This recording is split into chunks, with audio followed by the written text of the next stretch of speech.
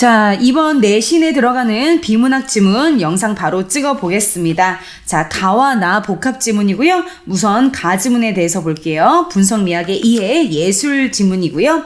자, 전체적으로 선생님 필기본으로 이 내용에 대한 것을 아예 이해하고 암기한 상태에서 지문 분석을 들어갈게요. 다시 한번 말하지만 이 영상은요, 모의고사 준비하는 영상이 아니라 이 지문이 우리 학교 내신 시험에 나오는 학생들을 위한 그런 내신용 영상입니다. 자, 그래서 내용을 먼저 보는 거예요. 자, 이 지문에는 처음에 아리스토텔레스가 나오고 실러라는 사람이 나와요. 그리고 그린버그가 나와. 자, 그린버그는 20세기라고 아마도 나올 거예요. 세기가 20세기. 자, 이게 시간의 흐름도 좀 있네요. 아리스토텔레스와 실러는 같은 입장이고요. 그린버그는 이 둘과 반대의 입장이야. 자, 아리스토가 무슨 이야기 하는지 봅시다. 자, 아리스토는 이렇게 얘기했대요. 예술작품, 미술작품, 음악, 이런 예술작품은 우리의 현실 세계를 모방한 것이다. 그러니까 현실과 예술이 따로 있는 게 아니야. 예술 단독으로 있는 게 아니라 우리 현실 세계를 모방한 게 바로 예술작품이래요. 그러면 그것을 표현하는 예술가들은 그런 예술작품, 예를 들면 미술작품 이런 걸 통해서 현실 세계의 지식이나 현실에서 알아야 될 깨달음 이런 걸 준대요. 현실을 모방하는 게 바로 예술이기 때문에. 자, 그 다음 굉장히 중요한 거죠. 현실 세계의 모든 사물에 대해서 아리스토텔레스는 진료와 형상 이 두 가지로 구성된 실체로 봤대요. 자, 지금 아직 예술만 말하는 게 아니라 그 아리스토의 세계관 전체를 말하는 거야. 이 세상의 모든 예술 포함해서 모든 사물들은 말이야. 진료는 재료입니다. 재료. 만약에 이 연필이 있으면 나무와 목탄이죠. 자, 요렇게 요 재료, 진료는 물질적 재료를 말해. 형상은 그 안에 들어있는 보편적인 개념이나 가치 본질이래요. 여기서 조심해야 되는 게 뭐냐면, 진료라는 단어는 우리가 느끼기에도 물질적인 재료 같은 느낌이 들죠. 그런데 형상이란 말을 보면 형상이 겉으로 보이는 형상처럼 너희가 오해할 수 있기 때문에 이 글에서 형상은 겉으로 보이는 시각적인 어떤 겉으로 보이는 것이 아니라 오히려 그 반대로 그 안의 속성, 그 사물이 가지고 있는 속에 들어가 있는 보편적인 개념, 가치, 본질, 약간 얘가 눈에 보이는 거라면 얘는 눈에 보이지 않는 그 안에 있는 본질을 말하는 거야. 자, 그게 형상이라고 표현했으니까 조심하세요. 진료와 형상으로 구성된 실체로 보았대요. 이게 바로 아리스토텔레스의 세계관이었어. 자, 이제 예술관도 좀 비슷하겠죠. 자, 아리스토가 생각하기에 예술가 자신이 이해한 사물의 형상을, 본질과 가치를 물질적인 재료, 캔버스, 물감, 볼펜, 연필 이러한 진료에 담아서 예술작품으로 재현을 하는 거래. 이따 단어는 좀 이따 한 번에 같이 볼게요. 재현하는 거다, 표현하는 거다. 자, 그러면 그 예술작품을 감상하는 감상자는 그 예술작품을 어떻게 눈으로 보거나 음악이면 귀로 듣거나 하겠죠. 그게 뭐죠? 감각적으로 경험하는 거죠. 자, 예술작품을 눈으로 보거나 귀로 듣는 등 감각적으로 경험하면서 그 예술가가 그 예술작품에 담은 무엇을 이해한다? 그 안에 담은 형상을 이해한다. 자, 예술가가 진료로서 담은 예술가가 진짜 표현하고 싶었던 보편적인 개념가치 본질에 해당하는 그 형상을 이해하는 게 바로 감상자의 역할이죠. 자, 즉 예술작품이 현실 세계를 이해하는 매체, 도구가 된다라고 했어. 자, 여기서 다시 한번 알 수 있는 건 뭐지? 아리스토텔레스는 미술이면 미술 같은 이 예술작품을 단독으로 순수 예술로 본다기보다는 예술작품 하나를 단독으로 보는 게 아니라 우리의 현실과 밀접한 연관이 있고 예술은 현실을 모방을 하고 이 예술작품을 통해서 어떤 현실에 대한 지식과 깨달음을 이렇게 반영을 하기 때문에 그걸 감상하는 우리가 또 깨닫게 된다, 알게 된다라는 거야. 자, 아리스토텔레스는 가장 중요한 게 뭐다? 이 세상의 예술 포함해서 모든 사물을 진료와 형상으로 보았다. 진료는 물질적 재료, 형상은 보편적인 개념 가치 본질이다. 요게 제일 중요한 거야. 자, 내려가자. 자, 그 다음에서 실러라는 사람이 나와. 이 사람은 18세기죠. 18세기.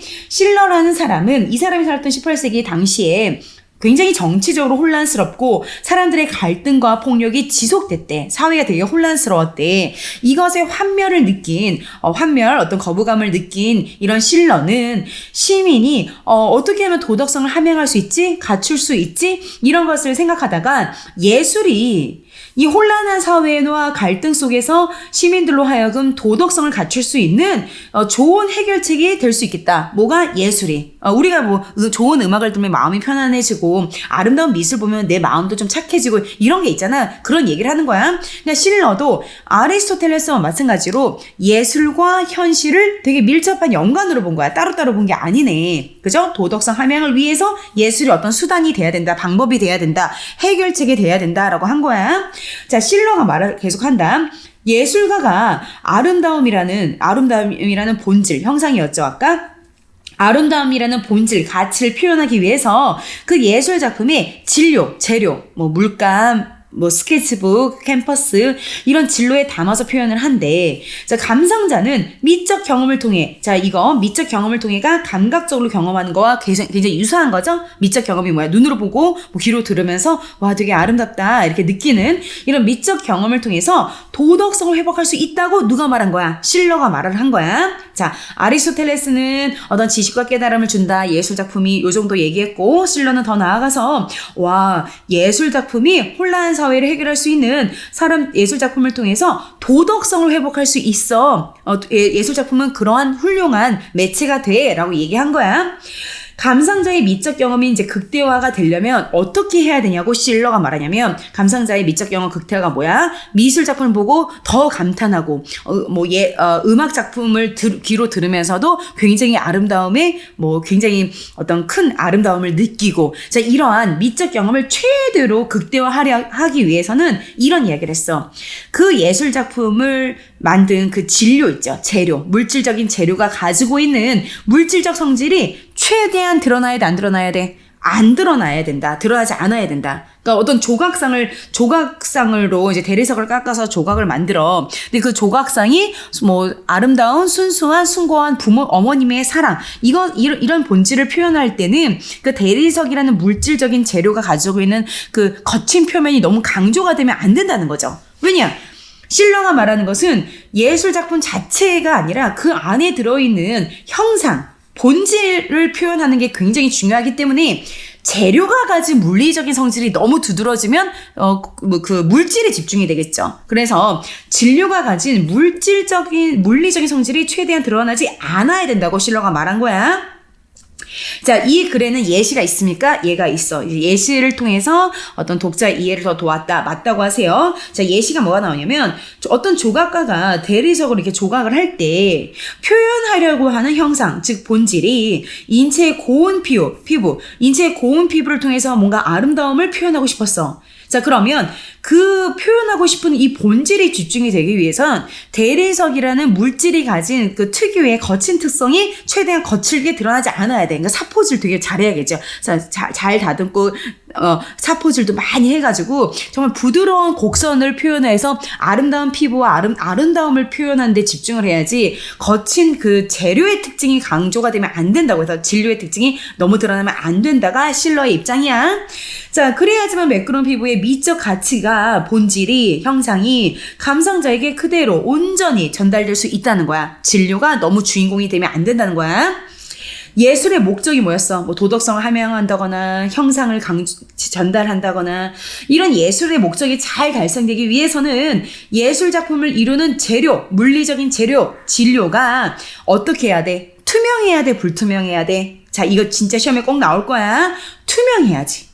투명한 건 좋은 거 아니에요? 아니죠. 투명한 건 우리가 존재감이 없을 때, 어떤 친구가 이렇게 옆에 있는데 걔는 말도 한마디도 안 하고 존재감이 없으면, 야, 얘 투명인간인 것 같아. 야, 얘 투명인간이야? 너 투명인간이야? 이러죠. 자, 그래서 투명한 매체라는 건 이게 있는 듯 없는 듯 존재감이 없다는 거야. 그래서 실러가 주장하는 진료는 어때야 되냐? 예술 작품의 본질과 형식, 가치, 이게 중요시 여기려면 도덕성의 함양, 이런 예술이 어떤 해결책으로 잘 작동을 하려면 그 예술 작품을 만든 뭐 아크릴 물감이나 목탄이나 이런 재료가 중요하면 안 돼. 재료는 최대한 존재감이 없어야 돼. 투명 인간이 돼야 돼. 투명한 매체로 기능해야 된다. 물리적 성질이 많이 드러나면 안 된다라고 한 거야. 그러니까 아리스토텔레스를 계승한 실러 이 두 명은 진료와 형상 중에서 그 안의 속성인 가치인 형상이 훨씬 중요하기 때문에 진료가 중요해지면 안 되겠지. 재료가 중요해지면 안 되겠죠. 자, 그럼 반대의 이야기를 하는 사람 보자. 이름 외울 수 있겠어? 반면은 역적 관계죠. 반대의 이야기가 나와. 그린버그 얘기 나와. 그린버그. 자, 그린버그는 반대 이야기니까 이 사람은 예술작품의 재료인 진료를 어떻게 보겠어?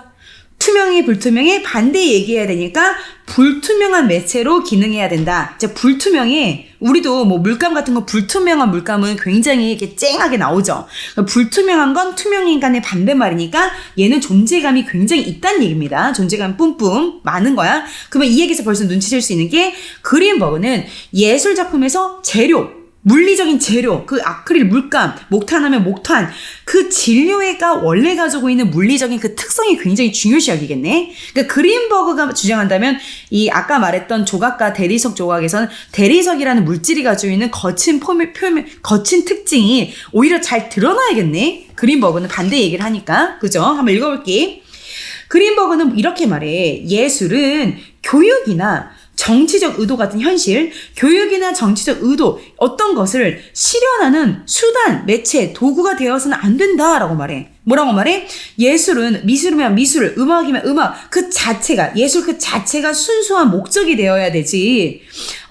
예술 그 자체가 그 자체만으로 목적이 돼야지 무슨 어떤 도덕성 함양을 위해 이용한다거나 교육을 한다거나 정치적으로 이끌기 위한 의도로 이런 어떤 다른 것들로 예술이 이용되면 안 된다. 예술은 예술 혼자 단독으로 자체로 아름다움의 가치 순수하게 지켜져야 된다. 이렇게 얘기하는 거죠. 요거 많이 나옵니다.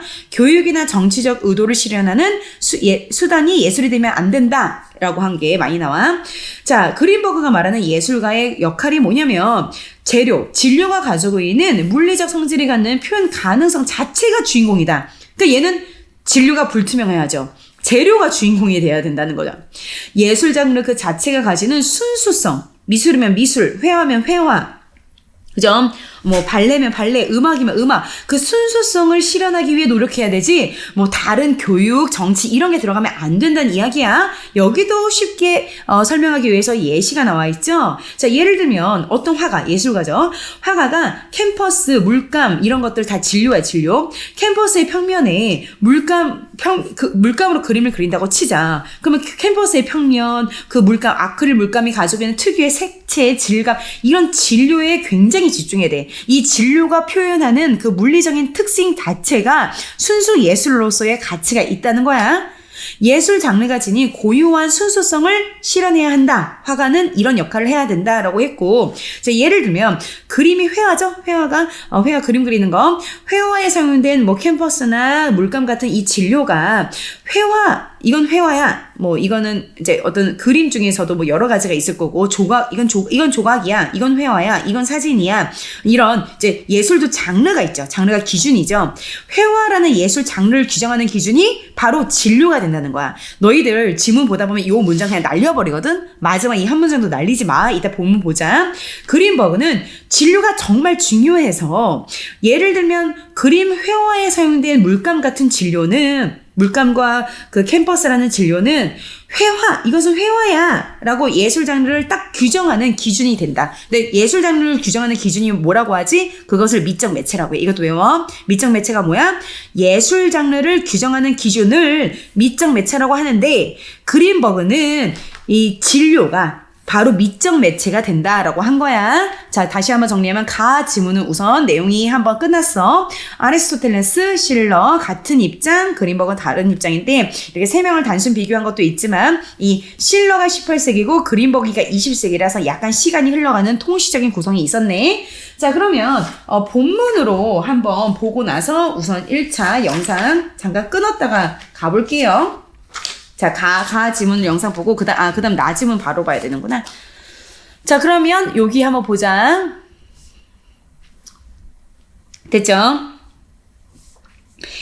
예술가는 예술 작품을 통해 우리에게 무엇을 전달하려고 하는 것일까? 의문형을 처리해서 독자의 호기심과 집중을 유발하고 있죠. 주의 집중을 환기한다고 해요. 철학자 아리스토텔레스는 첫 번째 학자가 나왔죠. 여러 명의 학자 얘기가 나왔어. 예술 작품을 현실 세계를 모방하여 제작한 사물로 규정을 했죠. 자, 예술가는 예술 작품을 통해 우리에게 현실 세계에 대한 지식과 깨달음을 준다. 그러니까 현실과 예술이 따로 떨어져 있지 않다라고 말했어. 이러한 아리스토텔레스의 예술가는 당연히 예술가와 세계관은 서로 동떨어진 게 아니라 밀접한 서로 뗄래야 뗄 수 없는 연관이 있다라고 했죠. 아리스토텔레스는 계속 이야기했어. 이 세상 모든 사물은 예술을 포함해서 모든 사물은 진료와 형상 이 두 가지로 이루어져 있다라고 했는데 그가 말하는 진료란 모모란이라고 해서 개념 설명이 있다. 개념 설명 정의의 기법이 쓰였어. 이따 예시도 나오지만 진료란 사물을 구성하는 물질적인 재료를 의미한다. 개념 설명 물질적인 재료 뭐 예술로 치면은 물감, 캔버스 이런 것들. 자, 그리고 형상이라는 것은 니네 생각하기엔 형상이 겉모습 같지만 여기서는 겉모습이 아니라 오히려 보이지 않는 그 속성이다. 그 사물의 보편적, 그 사물이 가지고 있는 뭐 사랑, 아름다움, 지식에 대한 욕망 이런 보편적인 개념 또는 그 안에 가지고 있는 가치, 에센셜, 본질 이런 게 바로 형상이래. 자, 그는 예술 작품의 진료와 형상도 이 세계관과 예술과는 비슷하겠지? 마찬가지라고 주장했다.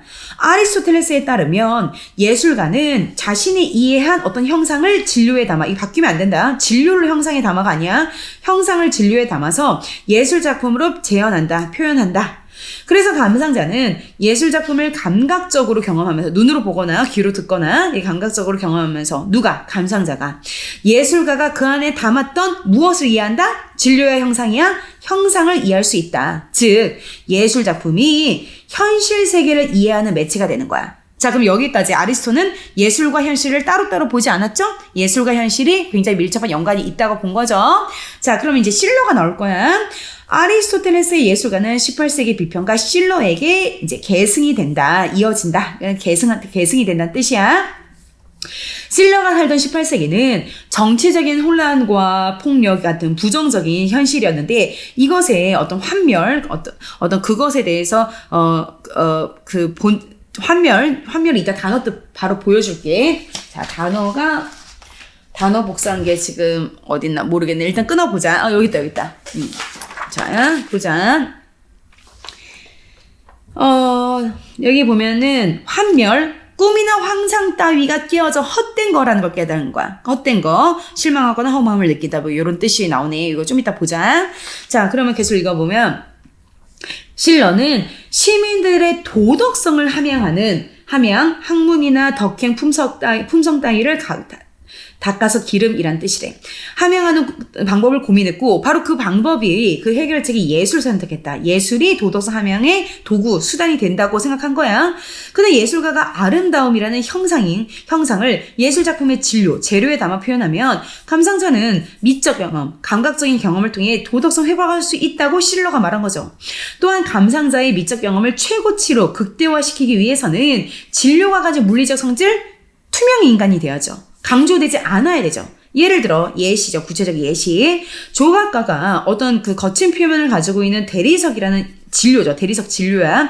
진료를 가지고 인체 고운 피부의 아름다움, 이건 형상이죠. 표현하고 싶은 형상을 표현하고 싶을 때 대리석이 가지고 있는 표면의 거친 특성이 드러나지 않아야, 드러난다라고 자꾸 문제 나온다. 드러나지 않아야 돼. 투명 인간이 되어야 돼, 대리석은.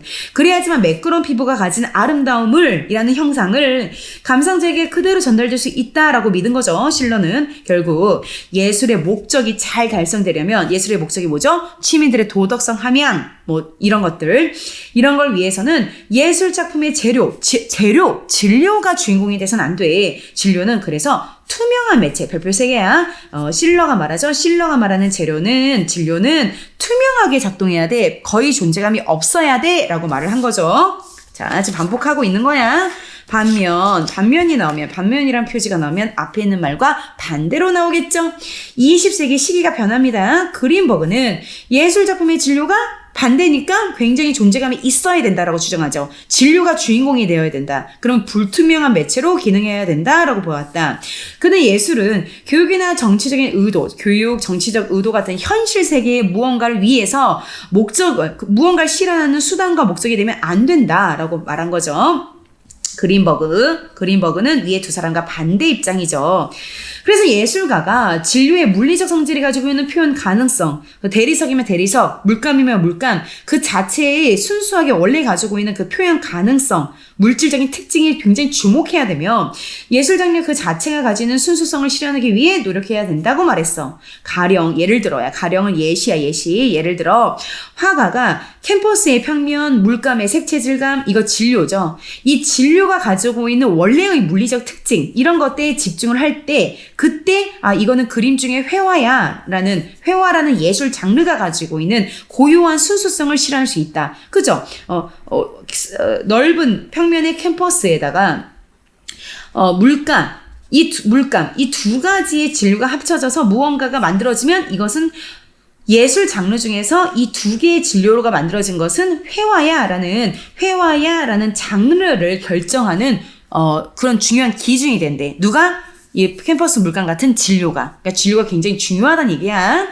즉 그림 회화에 사용되는 진료, 캔버스나 물감 이런 것들은 이건 회화야라고 예술 장르를 콕 찍어서 규정하는 기준인 그게 뭐라고 하죠? 미적 매체가 되는 거야. 진료가 미적 매체가 돼. 어쨌든 진료 굉장히 중요해. 그린버그는 진료가 불투명해야 된다라고 말을 한 거야. 자, 여기까지가 다가 끝났으니까 한번 어휘까지만 한번 검토해 본 다음에 다시 한번 끊었다가 나지문은 봐드릴게요. 자, 모방. 다른 것을 본뜬다, 규정하다. 이 두 가지 뜻 중에선 여기에서는 그죠? 요 1번에 더 가깝겠네요. 그죠? 만약에 법학 지문에서는 요걸로 쓰일 수도 있는데 밀접은 아주 가깝게 맞닿아 있다. 재현은 한번 나타났던 현상이나 상황이 다시 나타나거나 나타나게 한다. 환멸이 이제 이 문맥에서는 이 뜻이 강한데 만약에 사전적 의미는 이렇게 나올 거야. 꿈이나 환상 따위가 깨어서 헛된 것을 깨닫는다. 함양하다는 것은 어떤 이런 것들을 닦아서 기르고 어떤 대상의 눈길이나 관심을 모아본다. 반향을 일으킨다. 요거는 나지문인가 보다. 반향을 일으킨다. 요 가지문 여기고 이게 나지문인 것 같거든. 크라우스 지문. 자, 한번 잠깐 끊었다가 크라우스 지문 보자. 바로 나지문 분석 들어갈게요. 자, 크라우스에 관한 지문인데요.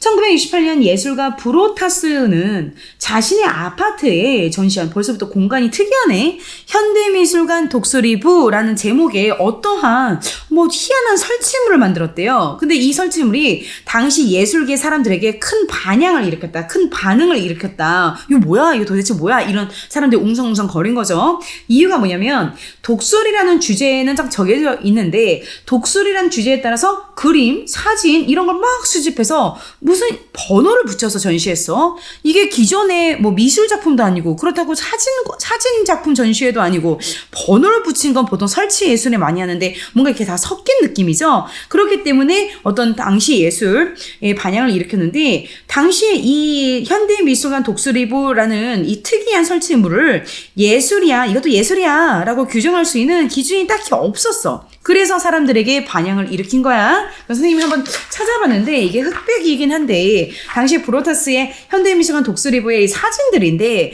본인의 아파트에 이렇게 전시했는데 이게 독수리의 형상은 있는데 그림도 있고 사진도 있고 무슨 술병 같은 것도 있는데 번호가 이렇게 매겨져 있다니까?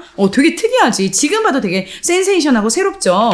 자, 요게 바로 그 사진이래요. 당시의 사진.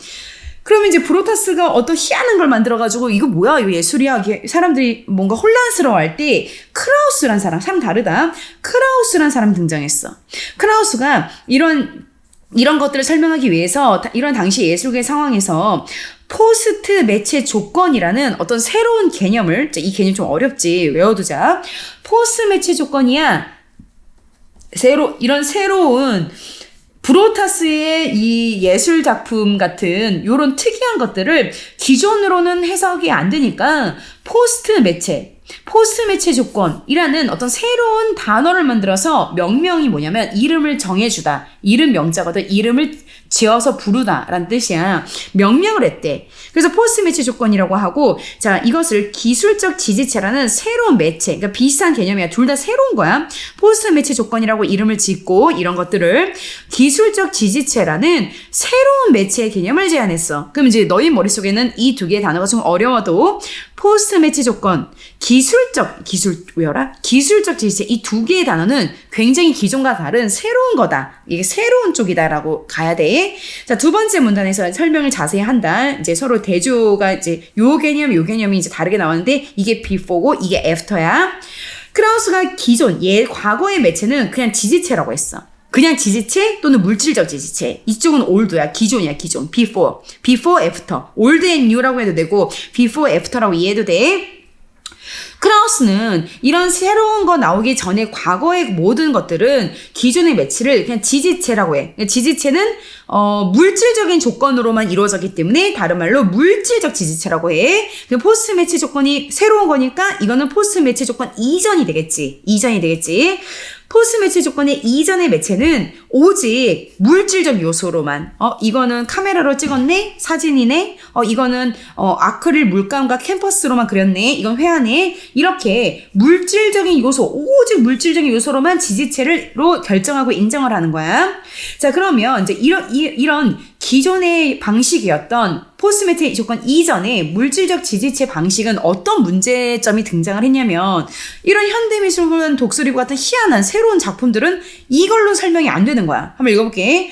하나의 예술 장르를 오직 물질적 요소로만 환원하는 이따 단어 보자. 환원하는 문제점이 사람들에게 이렇게 지적을 당하기 시작한 거야. 기존의 방식은. 왜냐하면 예술 작품을 구성하는 공간, 그러니까 예술 작품 자체뿐 아니라 어떤 미술 작품이면 그 미술 작품이 전시되는 공간도 예술의 한 요소가 될 수 있지 않아?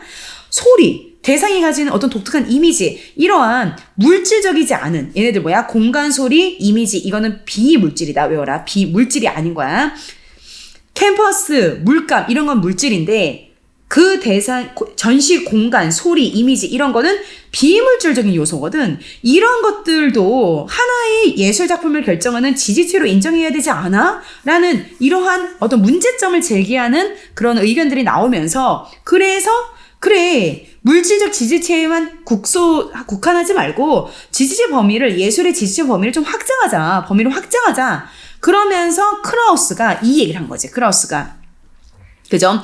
포스트 매체 조건. 이거 새로운 거야. 뉴야, 뉴. 기술적 지지체. 근데 여기서 너희가 조심할 게 기술적이란 단어를 보면 니네가 언뜻 느끼기에 너희 생각에 기술이 가지고 있는 말이 왠지 옛날 것 같은 느낌이 들 수도 있거든? 그래서 딱 외워야 돼. 조심해야 돼.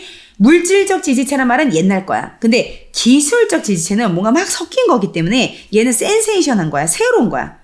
새로운 거야. 기술적 지지체, 얘가 이 단어가 가지고 있는 느낌과 다르게 되게 새로운 거다. 그러니까 현대미술관 독수리부 같은 굉장히 센세이션하고 기존에 없었던 새로운 예술 작품들이 기술적 지지체야. 됐죠? 포스트 매체 조건이죠. 포스트 매체 이전이고 얘는 포스트 매체 조건이야. 자, 기술적 지지체는 기존의 어떤 예술 장르를 결정했던 앞으로 따지면은 그 진료 같은 거죠. 재료, 이런 물질적 지지체뿐 아니라 비물질적인 지지체, 아까 말했던 공간, 소리, 대상이 가진 이미지 이런 것까지 짬뽕시키는 거야. 근데 여기서 좀 조심할 거야. 함정이 나오는데 기술적 지지체는 얘와 다르게 물질적 지지체는 인정하지 않는다. 물질적 지지체는 구성 요소가 아니다. 그건 함정이야. 그렇지 않아. 기술적 지지체는 과거에 있었던 물질적 지지체 플러스 얘 플러스 얘도 포함이야. 그리고 그 전에 없었던 비물질적인 지지체까지 합쳐서 뭔가 예술 장르를 바라보자는 거야. 그러니까 복합 구조죠. 지지체를 사용하는 관습이나 기법, 자, 요것도 봐야 돼. 여기도 개념 설명이 있다. 이 글을 나즈문에도 개념 설명이 있는데 이 개념에서 규칙 겹친 이 단어 알아야 돼. 지지체를 사용하는 관습이나 기법을 규칙이라고 한대. 이제 예를 들면 회화라는 장르가 있어. 그건 그림을 그리기죠. 그림 그리기라는 관습이나 기법이죠. 규칙이야. 자, 그러면 사진이라는 예술 장르가 있어. 그 사진이라는 예술 장르가 지지체거든. 그것의 규칙은 뭔지 알아? 촬영 기법이야. 촬영 기법. 그런 게 규칙이야. 그럼 이해돼? 그럼 규칙 겹침은 뭐야? 규칙 겹침은 바로 이러한 독수리부 같은 기술적 지지체가 바로 규칙 겹침이 일어나는데 쉽게 말하면 막 섞이는 거야. 막 뭐가 다 섞이는 거야. 뭐가 섞여? 기술적 지지체 안에 있는 지지체들, 예를 들면 회화, 사진, 설치 예술, 막 이런 것들이 막 다 섞여. 그뿐이 아니야. 앞에 말했던 지지체들, 예술 작품들, 예술 장르들이 가지고 있는 규칙들. 회화는 그림 그리기. 사진은 촬영 기법. 뭐 설치 예술은 번호 매기기. 이러한 각각의 그 섞여 있는 지지체들이 각자 가지고 있는 규칙들, 관습과 기법, 규칙들, 이것까지 다 섞이는 거야. 뭔가 다 쉐키 다 섞이는 거야. 뭔가 되게 특이한 게 나오겠지. 포스트 매체 조건의 진정한 예술 작품. 그래서 크라우스가 말하는 건데, 크라우스가 이거 브로타스가 말하는 거 아니야. 브로타스는 독수리보라는 센세이션은 이 설치 물만 만든 거고, 이 부분은 다 크라우스가 말하는 거야. 자, 크라우스는 포스트 매체 조건, 새로운 포스트 매체 조건, 기술적 지지체의 진정한 예술 작품이 되려면 이 규칙이 겹쳐야 된대. 그러니까 우리 뭐 조각 작품 중에서도 변기가 사람의 그 어떤 화장실에 있어야 될 변기가 미술관 전시관에 들어가 있고 바나나 껍질이 미술관 벽면에 있고 이거 되게 특이한 거 이런 게 막 규칙 겹침인 거지. 이런 것들이 막 맞물리고 섞이고 믹스되면서 뭔가 되게 묘한 새로운 규칙, 새로운 미적인 어떤 규칙을 만드는데 이렇게 다 섞이면서 만들어지는 새로운 규칙이 그 기술적 지지체만의 어떤 새로운 묘한 미적 효과를 만들게 되는 거야. 그러니까 우리가 되게 특이한 거 보면은 특이하다 하면서도 좀 거기에서도 미적 쾌감을 느낄 수 있지. 그래서 아주 새로운 그런 방식을 이렇게 설명하는 건데 용어를 외워라. 용어. 물질적 지지체, 그냥 지지체는 포스트 매체 이전, 조건 이전이기 때문에 과거의 것이야. 과거의 것. 크라우스가 강조하는 포스트 매체 조건, 즉 기술적 지지체는 규칙 겹침이 일어나는데 뭔가 다 섞이는 거야. 다 섞이는 거야. 이것이 초반부에 말했던 현대미술관 독수리부 같은 새로운 어떤 그 설치물을 설명할 수 있어. 이 새로운 것들이. 한번 읽어볼게. 다음 문단. 크라우스의 관점에서 아까 말했던 현대미술관 독수리부는 당연히 물질적 지지체겠어? 기술적 지지체겠어? 기술적 지지체겠지. 이유가 뭐야? 여기랑 여기 연결해봐. 그림, 사진 같은 물질적 지체가 일단 섞였어. 그 독수리가 가진 이미지, 전시 공간이 아파트 로비라며, 아파트라며. 이런 비물질적 지체에 섞였죠. 복합 구조죠. 그림이란 지체가 가진 규칙, 회화 방식. 사진이란 지체가 가진 규칙, 촬영 기법. 번호를 붙여 전시하는 기법, 규칙. 이런 규칙들까지 서로 맞물렸어. 그래서 새로운 규칙이 만들어지면서 설치 미술로서의 미적 효과가 올라갔어. 됐죠? 마지막 문단.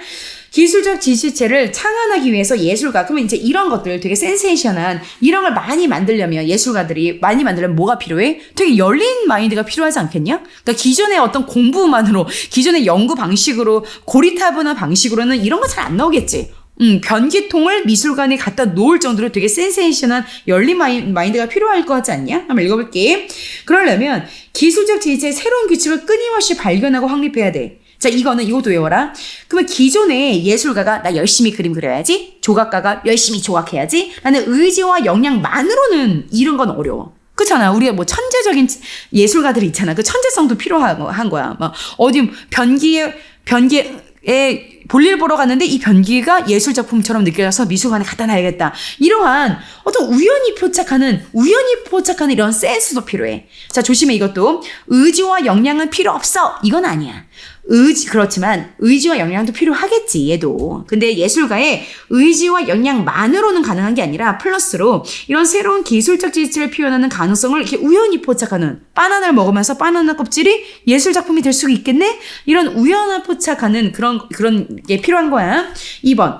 기존의 규칙대로만 사용하지 말고, 그치. 바나나를 먹는 데만 쓰는 게 아니라 어떤 미술관 벽면에 붙일 수도 있고, 기존의 규칙 안에서 고정관념에 갇혀서 사용하지 말고 새로운 기술적 지지체와 결합하는 작업 등을 통해 물감도 꼭 캔버스에만 그리는 게 아니라 뭐 예를 들면 신문지에 이렇게 덕지덕지 던지듯이 흩날릴 수도 있는 거고, 이렇게 새로운 예술에서 사용하는 매체를 축소해야 돼, 확장해야 돼, 확장해야 되지. 포스트 매체 조건, 새로운 포스트 매체 조건에선 다양한 지지체로 새롭게 시도하는 예술가들을 지지하는 바탕이 된대. 그러면 이제 이게 있으면 뭐가 좋아? 그전에도 뭔가 되게 새롭게 시도하려는 예술가들 많았는데, 그전에는 이게 무슨 예술이야, 이건 예술이 아니야, 사람들한테 욕먹었을 거 아니야. 그런데 포스트 매체 조건, 기술적 지지체, 이런 개념들이 등장함으로써 이제는 뭔가 되게 센세이션한 새롭게 시도하는 예술가들을, 자, 이것도 예술이야 라고 지지하는 그런 사회적 바탕이 된대. 누가? 얘네가. 그래서 새롭게 무언가를 시도하는 예술가들은 기존에 이건 예술이 아닌데, 이건 바나나인데, 이건 예술이 아닌데, 이건 변기인데, 이런 과거에 이건 예술이 아니다라고 뭔가 구속하고 묶어두는 과거의 고정관념, 굴레에서 벗어나게 한대. 무엇이? 기술적 지지체가. 포스트 매체 조건이. 됐죠? 이것도 예술이 될 수 있어 라고 지지하는, 서포트하는 그런 바탕이 될 수 있다라고 했어. 자, 그러면 선생님은 이렇게 왜 한번 설명을 하면 시험지가 자꾸 없어지냐? 자, 지문을 먼저 보고 나서, 그 단어를 먼저 보자, 단어. 여기 아니지, 여기지. 아이고, 지금 선생님 5분밖에 안 남아가지고. 봐봐. 할게. 반향을 일으키다. 어떤 사회 현상에 대해 반응과 영향. 명명은 사물의 이름을 지어 붙이는 거. 환원은 본래의 마음을 되돌리는 거. 설치해서 읽어보고. 역량, 어떤 일을 해낼 수 있는 힘이나 능력. 포착하다. 기회를 포착하다. 사실 대상 땅에 알아차려 붙잡으면, 이거 좀 어렵지 않냐? 외워야 될 것 같은데. 역설은 한 문이 좀 나와야 되는데, 반어법, 역설법 할 때 그 역설은 어떤 모순된 표현이고, 그래서 역설은 힘주어 강조하다는 뜻이야. 힘력자. 역설하고 있다. 힘주어 강조하다. 굴레는 자유를 속박하거나 구속하는 조건이나 제약, 리미트. 지지는 어떤 사람의 의견이나 정책, 이런 것들을 맞아 라고 서포트해주는, 옳다고 인정하거나 따르거나 그래 라고 힘을 보태주는 거야. 자, 이런 사전적 의미는 무조건 우리 학교에 시험에 나오니까 외워놔. 나 지문 함께 다시 봅시다. 1968년 브로타스가 자신의 아파트에 전시한, 아파트라는 건 기존의 어떤 예술작품 전시와는 새로운 전시 공간이죠. 아파트에 전시한 현대미술관 독서리뷰라는 제목의 어떤 설치물은 당시 예술계에 큰 반향을 불러일으켰다. 이게 뭐지? 이건 기존의 예술과 다른데? 라고 반향을 불러일으켰대요. 독설이라는 주제에 따라서 그림, 사진, 이런 것들을 막 수집한 다음에 번호까지 붙여서 미술관의 작품들처럼 전시한 이 설치물. 이건 뭐 그림이야? 사진이야? 설치 예술이야? 이런 설치물을 예술이라고 규정할 수 있는 기준이 기존에는 없었던 거야. 이걸 예술로 봐야 돼, 안 봐야 돼? 사람들이 웅성웅성 된 거죠. 이에 미술 비평가 로절린드 크라우스, 브로타스와 크라우스 두 명이 나오지만 이 글에서의 핵심은 누구야? 두 명 중에서 크라우스. 헷갈리지 마라. 크라우스는 이러한 예술계 상향 뭐야? 기존의 예술의 기준으로는 설명할 수 없는 그 새로운 형식의 예술이 나왔어. 이것을 설명할 수가 없어서 사람들이 어떤 그것에 대해서 이야기하는 상황에서, 이런 상황에서 포스트 매체 조건이라고 이런 새로운 어떤 예술 작품들을 설명하기 위해서 포스트 매체 조건, 이제 이게 뭔가 새로운 느낌인 거야. 이라고 이름을 지어주고, 기술적 지지체, 이제 얘도 새로운 거야. 기술적 지지체라는 새로운 매체 개념을 제시했다. 자, 정리할게. 포스트 매체 조건, 기술적 지지체, 이 두 개 모두 다 과거의 거야, 새로운 거야? 그치, 새로운 거야. 새로운 거. 자, 이 두 개에 대한 개념은 브로타스가 말한 거야? 크라우스가 말한 거야? 크라우스가 말한 거야. 자, 넘어가자. 자, 크라우스는 이 새로운 기술적 지지체를 설명하기 위해서 먼저 예술 작품을 구성하는 요소가 하나의 예술 장르를 규정하는 기준이 된다는 의미에서, 자, 이게 말이 길어지니까 헷갈리지? 지금 이 전체 괄호한 부분은 기존이야, 올드. 기존의 방식이야. 자, 크라우스는 새로운 걸 설명하기 위해서 우선 기존의 과거의 기준에 대해서 이렇게 말했어. 예술 작품을 구성하는 요소가, 어떤 재료가 하나의 예술 장르를 규정하는 기준이 된다는 의미에서 기존의 매체는 그냥 지지체, 기술적 지지체 아니죠. 그냥 지지체라고 규정했다. 자, 그냥 지지체는 오직 물질적인 재료로만 결정이 되는 물질적 지지체야. 물질적 지지체가 과거의 거야. 기존의 과거의 방식을 물질적 지지체라고 하거나 그냥 지지체라고 하는 거야. 자, 요 말이 좀 이따 나와. 그리고 포스트 매체 조건 이전은 과거죠. 이전에는 예술 작품을 구성하는 물질적 요소만을 지지체로 인정한다라는 의미에서 물질적 지지체라고 불렀다. 그게 뭐야? 지지체, 물질적 지지체, 이는 포스트 매체 이전이야. 과거야. 다 세부한 거 다 과거야, 과거. 하지만 이 과거의 기준은 어떤 문제가 있냐면 이런 물질적 지지체는 하나의 예술 장르를 오직 물질적 요소로만 설명하게 하는, 환원하게 한다고 지적하면서 예술 작품을 구성하는 공간, 소리, 대상을 가진 독특한 이미지, 지금 핫한 것들은 뭔가 새로운 거죠. 그 예술 작품 자체, 만약에 미술이면 캠퍼스에 물감으로 그림을 그린 거, 요거는 물질이죠. 기존의 물질이죠. 근데 그거 말고도 그 예술 작품을 전시한 전시 공간, 아까 독수리부 같은 경우는 자기 아파트에다가 설치했잖아. 뭐 공간이나 또 때로는 뭐 소리가 나올 수도 있고 소리와 어우러질 수도 있고 그 대상이 주제가 가진 독특한 어떤 이미지, 이런 기존의 어떤 물질적인 지지체 말고 비물질적인 지지체 얘까지도 함께 어우러져서 무언가 예술을 규정해야 되지 않아? 라는 이제 문제점이 제기가 되면서 새로운 게 나오기 시작했대. 이런 비물질적인 요소도 공간, 소리, 이미지, 이 비물적인 요소도 지지체로 이렇게 인정해야 되지 않아? 지지체를 좀 확장해야 되지 않아? 이런 문제를 제기하면서 과거의 물질적 지지체로만 결정했던 과거의 관점에서 새롭게 기술적 지지체라는 새로운 개념이 나오는 거야. 자, 보자. 이렇게 지지체의 범위 축소의 확장을 한 크라우스는 기존의 물질적 지지체뿐 아니라 비물질적인 지지체가 결합한 단순 구조야 복합 구조야 뭐가 다 섞여 있는 복합 구조를 가진 예술 작품을 바로 새로운 기술적 지지체라고 규정했다. 자, 아까 썼죠? 그래서 물질적 지지체가 과거고 물질적 지지체는 그냥 지지체라고도 불렀죠. 그리고 크라우스가 말한 어떤 그 물질적 지지체와 비물질적 지지체가 결합이 된 복합적으로 섞여 있는 요런 것들이 바로 기술적 지지체인 거야. 자, 그래서 크라우스는 요쪽을 이제 얘기를 하는 거죠. 이게 기존이라면 포스트 매체 이전이라면 포스트 매체 조건은 이쪽이 되는 거죠. 이게 올드고 이게 뉴가 되는 거죠. 그래서 읽어보자. 자, 규칙이란 단어 설명, 규칙과 규칙이어진 단어 설명, 요것도 문제 하나 나올 거다. 보자. 또한 지지체를 사용하는 관습이나 기법을 규칙이라고 해. 예를 들면 그림 회화는 지지체야. 근데 회화라는 그 장르, 지지체를 사용하는 관습이나 기법은 그림 그리기지. 됐어? 그 다음에 또 하나 더 예를 들어볼게. 지지체 예시를 들어보면 사진이야. 그럼 사진 자체는 지지체야.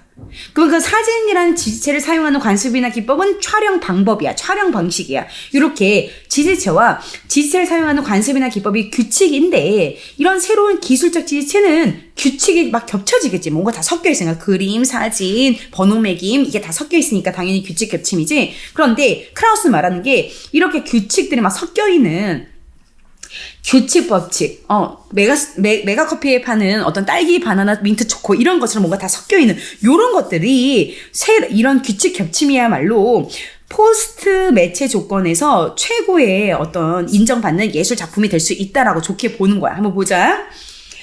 포스트 매체 조건의 진정한 예술 작품은 규칙 겹침이 있어야 돼. 뭔가 섞여야 돼. 라고 주장했다.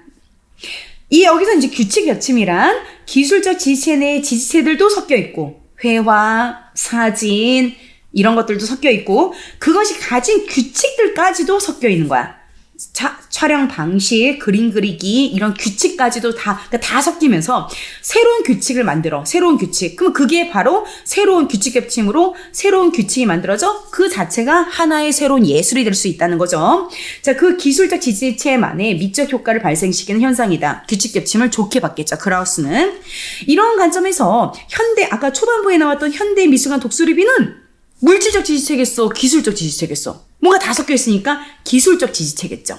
왜냐하면 이 설치물은 그림과 사진 같은 기존의 물질적 지지체뿐 아니라 여기서 조심한 거 함정. 물질적 지지체는 제외시킨 건 아니다. 이것도 있어. 이것뿐 아니라 플러스로 독수리가 가진 이미지, 전시 공간, 소리 이런 비물질적인 지지체까지 복합 구조를 이루고 있기 때문에 그래서 현대미술관 독수리부는 기술적 지지체로 인정하는 거야. 동시에 그림의 회화 방식, 이건 규칙이죠? 규칙 겹침 얘기하려고 하는 거죠? 촬영 기법, 이것도 규칙 1이고 이건 규칙 2죠? 번호 매개 전시하는 방식, 이건 규칙 3이죠? 이런 게 맞물리면서 이 설치 문물에 새로운 규칙이 만들어지는데 설치 예술로서의 미적 효과가 이제 최대로 발생되고 있다라고 하는 거죠. 그는 누구겠어? 브로타스야, 크라우스는 이런 기술적 지지체를 창안하기 위해서 예술가가 갖춰야 될 어떤 뭐 역량, 예술 태도 이런 것들도 나왔죠.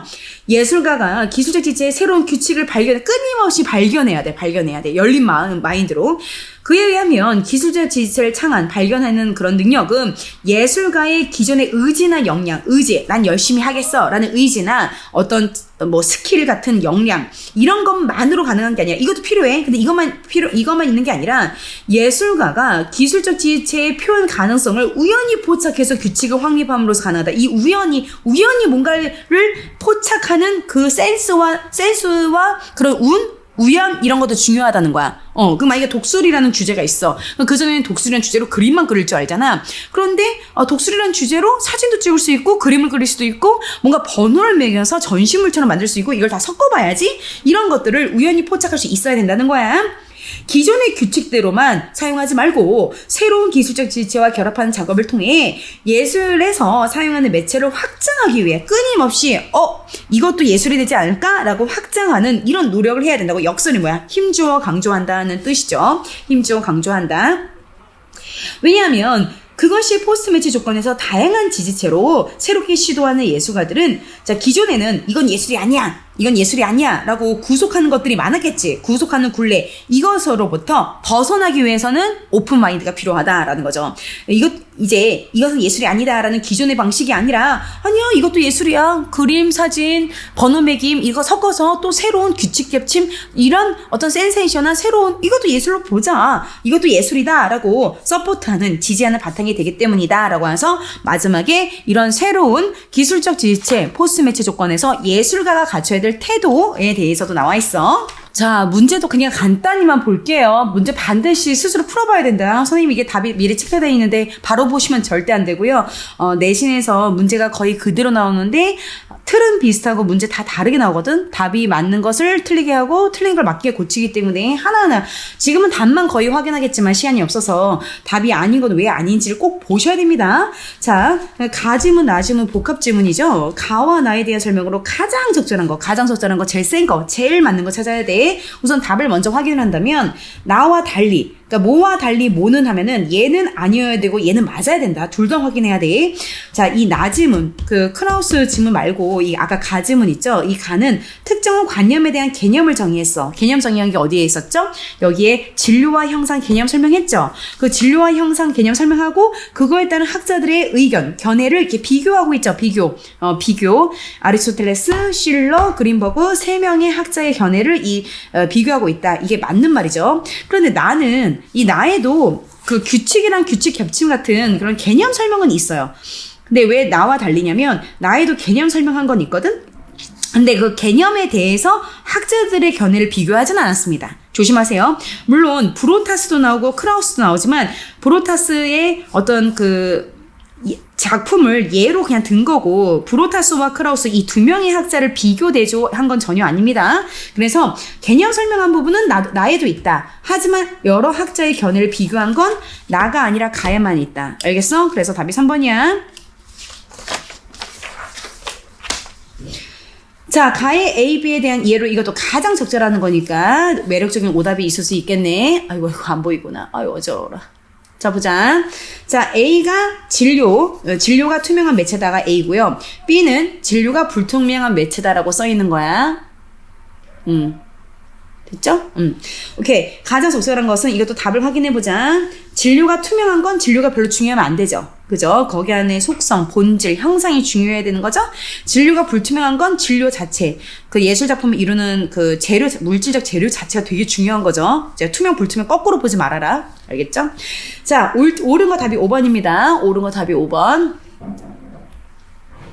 자, A는 예술의 목적이 예술가의 의도, 본질, 가치, 형상, 예술가의 의도가 감상자에게 온전히 전달되기 위한 거다. 이게 맞는 말이죠.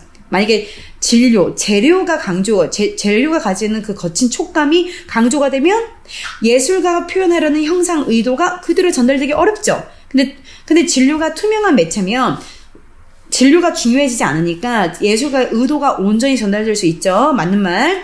자, B는 불투명한 매체. B는 예술의 목적이 예술 그 자체여야 돼. 예술 자체만 보고 어떤 조각이 있어. 이 조각의 거친 표면을 보고 그 자체로서 예술적인 쾌감을 느껴야 돼. 그 안에 이렇게 주장하는 입장에서는 예술 작품이 어떠한 다른 의도, 뭐 교육이나 정치적인 그런 의도가 들어가면 안 돼. 그래서 진료 자체가 불투명한 매체로 작용한다는 건 진료 자체가 중요하고 진료 자체가 주는 예술 작품이 순수한 예술로서의 어떤 미적 가치가 있어야 된다는 거야. 그래서 예술의 목적이 예술의 순수성을 실현하는 것 자체의 의미가 있어야 된다. 예술의 순수성 자체, 예술 자체가 목적이어야지 다른 목적이 있으면 안 돼. 이거 맞는 말이야. 자, 나머지가 왜 아닌지를 다 체크해야 된다. 답안지 해서 봐라.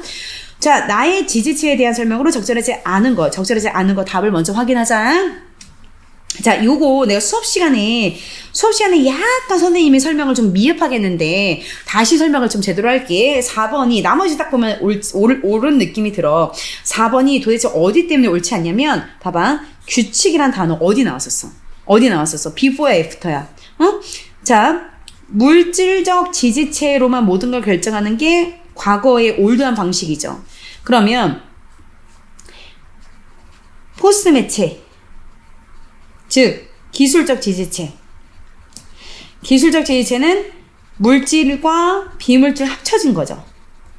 이게 새로운 거죠. 그죠? 다 외워야 돼.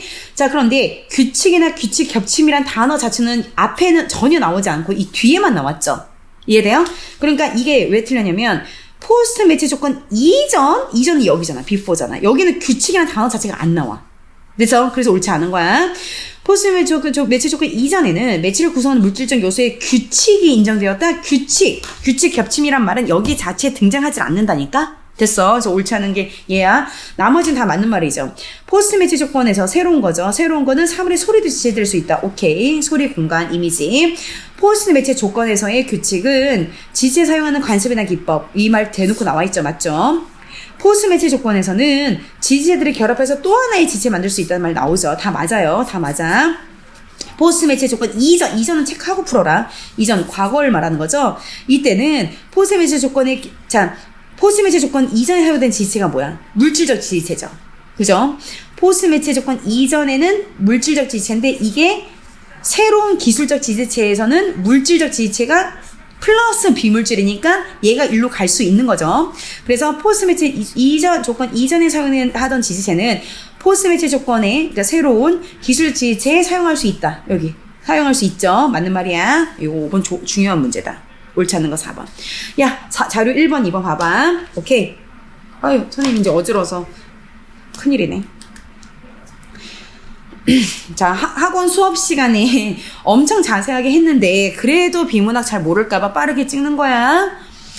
자, 자료 1. 화가 A씨는 현대인이 희생의 가치를 모른다고 비판하면서 어떤 예술 작품을 만들 때 캠퍼스에 진료 모성이라는 제목의 초상화를 이렇게 그림을 그렸어. 이거는 초상화 자체의 그림이 중요한 게 아니라 그 안에 담으려는 그 작가의 의도인 어머니의 희생, 숭고한 어머니의 사랑, 아름다움, 이러한 형상이야 진료야. 형상이 훨씬 더 중요한 거야. 자료 1번의 이 그림은. 그래서 진료는 불투명해야지. 진료는 이 물감이나 캠퍼스라는 것은 중요하면 안 돼. 투명인간이어야 돼. 투명해야 돼. 그래서 이 작품이 물감이라는 재료로 그렸다는 것이 믿기지 않을 정도로 중요하지 않을 정도로 이 그림에서 표현되는 어머니의 숭고한 모성애가 훨씬 더 포인트라는 거야. 이제 자료 1에 있는 이 초상화는 진료가 투명해야 되고 중요하면 안 되는 거죠. 이 안에 있는 모성의 아름다움이라는 형상, 본질, 가치가 훨씬 더 중요한 거야. 이런 작가, 화가의 의도가 훨씬 중요한 거야. 예술 작품 자체가 순수한 예술이 아닌 거야, 얘는. 됐지? 자, 자료 2번은 조심해야 돼. B, C 구분 잘해라. 결론적으로 작품 B는 포스 매치 조건은 아니다. 작품 B는 진료가 A와 다르게 중요해서 불투명한 매체로 작용을 하고, B는 읽어보면은 목탄화인데, 이 목탄이란 질감 자체가 굉장히 중요해서 예술 자체가 순수 예술 자체로서의 의미가 있는 거지, 다른 목적이 들어가면 안 돼. 여기서 끝나는 거지. 이 목탄화라는 B가 무슨 기술적 지체로 넘어가면 안 돼. 이 B라는 것을 영상으로 촬영해서 뭔가 섞여 있는 C가 포스 매체 조건, 기술적 지체다. 요 두 개도 구분 잘해야 돼. 읽어보자. 자, 예술가 BC는 그 목탄, 어떤 이 진료. 그린 후에 불규칙한 형태로 계속 덧칠을 했어. 그래서 목탄이란 진료의 특징을 강조한 거야. 목탄의 거친 질감이 쌓여가는 것을 카메라로 또 찍어내. 카메라로 찍은 게 포스 매치 조건이죠. 촬영했던 영상들을 작품 B 위로 계속 연속해서 촬영한 게 작품 C야. 이 두 개 구분하라고. 자, 작품 B를 보고 이건 목탄의 질감이 살아있는 진정한 목탄화다 해서 목탄이란 진료가 중요하니까 불투명하겠죠? 그죠? 그리고 작품 B라는 작품 자체를, 미술 작품을 뭔가 영상으로 찍어서 뭔가 규칙 겹침이 일어나서 쉐끼 섞이는 것이 C가 포스 매체 조건 기술적 지체야. 물질과 비물질이 섞여 있는 게 C야. 자, 그럼 19, 20번 답을 확인하자. 윗글 바탕으로 보기에 의한 거 적절하지 않은 거야. 자, 5번이 답인데 5번이 왜 아닌지 보자. 자료 2번이죠. 요거죠. 자료 2에서 캠퍼스 진료죠. 캠퍼스를 그린버그는 불투명한 매체로, 자료 2에서, 크라우스는, 자, 여기까지 괜찮은데, 크라우스 얘기가 나는, 크라우스는 작품 C, 규칙 겹침, 작품 C에 활용된 작품 B를 비물질을 본다? 이 부분이 틀렸네. 작품 B는 물질이 맞아. 물질적 지지체가 맞아. 작품 자체, 그 캠퍼스에 목탄으로 그림을 그린 작품 자체는 물질적 지지체고, 그것을 영상으로 촬영해서 섞이는 거, 이게, 그래서 새로운 전시 공간에 전시하는 거, 그것이 비물질적인 거죠. 그죠? 그래서 얘 자체는 물질적 지지체가 맞아. 이제 여기가 틀려서 답이 5번이야. 나머지가 맞다는 걸 봐야 돼. 알겠죠? 꼭 봐라. 자, 20번. 윗글을 읽은 학생이 학자들의 입장에서 보기에 대해 보인 반응으로 옳지 않은 거야. 옳지 않은 거 답을 확인하자. 옳지 않은 거. 다음이 3번인데, 그린버그 누군지 알죠? 아리스토와 실러와 반대 입장이죠. 불투명한 매체에 강조한 사람. 자료 1의 작품 B와 다르게 자료 1의 초상화는 예술 그 자체가 목적이 되었다고 보겠군 이라고 했는데, 아니죠. 자료 1의 초상화는 어머니 초상화였죠. 어머니의 숭고한 모성애의 아름다움, 어머니의 숭고한 사랑, 모성애의 아름다움이라는 그 숭고한 가치인 형상이 중요한 거죠. 본질. 요 어머니의 숭고한 아름다운 모성애라는 것을 이런 예술가의 의도를 전달하려는 게 훨씬 더 중요하지. 예술 그 자체가 목적이 되는 건 목탄화죠. 목탄화. 그죠? 이 부분이 틀렸어. 3번 옳지 않고, 나머지가 맞다는 거 제발 현갑해내고 다 이해해라. 이해 안 되면 카톡 질문해라. 자, 21번. 이거 어떻게 변형해서 나온다. 적절하지 않은 거. 자, 이거 다 써야 돼. 이거 왔다 갔다 하지 말고 이게 너희 써라. 기억이 규정이야. 규정은 내용이나 성격, 의미 따위를 밝혀 정함. 좀 어렵네. 외울 수밖에 없겠다. 규정. 뭔가 기준 같은데, 이 사전적 의미가 이게 맞아. 내용이나 성격, 의미 따위를 밝혀 정하다. 이거 외우지 않으면 시험장 가서 틀린다. 이거 맞는 거야. 됐어? 니은이 주목인데 이거 너무 쉽네. 답이 2번인데 어떤 일에 직접 나서서 관여하지 않아? 겉에서 쳐다만 봐? 그건 방관이지, 방관. 뭐 노숙자를 방관해서 노숙자가 얼어 죽었다. 방관은 그냥 관심을 가지지 않는 거고, 주목은 정반대로 집중하는 거죠. 답이 2번. 자, 디귿이 명명에 이름을 지우는 거. 사람, 사물, 사건의 대상에 이름을 지어 붙임. 명명 외워.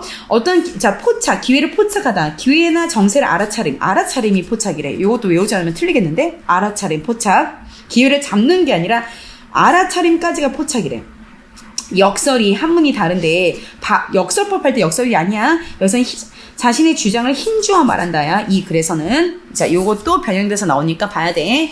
아이고, 선생님이 좀 어지러워서 뒤에 막 대충 해서 좀 미안해. 답이 아닌 것도 같이 보고 싶었는데 요거는 꼭 보고 시험 전날 만날 때 모르겠으면 꼭 질문하고 선생님이 나눠준 변형 문제도 꼭 풀어봐라. 안녕. 사랑해요.